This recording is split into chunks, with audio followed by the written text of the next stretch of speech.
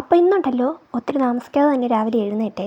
ഇന്ന് രാവിലെ കഴിക്കാൻ ബ്രേക്ക്ഫാസ്റ്റായിട്ട് പഴങ്കഞ്ഞി മതിയെന്ന് ഞാൻ ഇന്നലെ അമ്മയോട് പറഞ്ഞായിരുന്നേ. അതുകൊണ്ട് രാവിലെ തന്നെ അമ്മ കഞ്ഞിയും പയറും അച്ചാറും ഒക്കെ സെറ്റ് ചെയ്ത് വെച്ചിട്ടുണ്ടായിരുന്നേ. രാവിലെ തന്നെ ഈ കഞ്ഞിയും പയറും അച്ചാറും കഴിക്കുമ്പോൾ നമുക്കൊരു ഭയങ്കര ഉന്മേഷം കിട്ടിയ പോലത്തെ ഒരു ഫീലാണേ. അതൊക്കെ കഴിച്ച് കഴിഞ്ഞൊരു 10-11:30 ആയപ്പോഴത്തേക്കും പിന്നെയും വിശന്നു. അപ്പോൾ കുറച്ച് കപ്പ ബിരിയാണി എടുത്ത് കഴിച്ച് അത് കഴിഞ്ഞ് ഞാനും അമ്മയും ഒന്ന് പുറത്ത് പോയി കുറച്ച് സാധനങ്ങളൊക്കെ മേടിക്കണമായിരുന്നു. പിന്നെ അതൊക്കെ കഴിഞ്ഞ് വീട്ടിലെത്തിയപ്പോഴത്തേക്കും ഉച്ച കഴിഞ്ഞ് ഉച്ചയ്ക്ക് ഊണ് കഴിച്ചു. പിന്നെ സാമ്പാർ, മീൻ വറുത്ത്, ചക്കക്കുരു തോരൻ, അച്ചാർ, പപ്പടം അതൊക്കെ കൂട്ടി കഴിച്ചു. നല്ല ചൂടായതുകൊണ്ട് ഞാനൊരു ഗ്ലാസ് ടാങ് ഉണ്ടാക്കി കുടിച്ച് അത് കഴിഞ്ഞ് വൈകിട്ടായപ്പോഴത്തേക്കും ഒരു നെയ്യപ്പം അങ്ങ് കഴിച്ച്. ഈ നെയ്യപ്പം എനിക്ക് ആദ്യം ഒട്ടിനും ഇഷ്ടമില്ലാത്തൊരു ഫുഡ് ഐറ്റമായിരുന്നേ.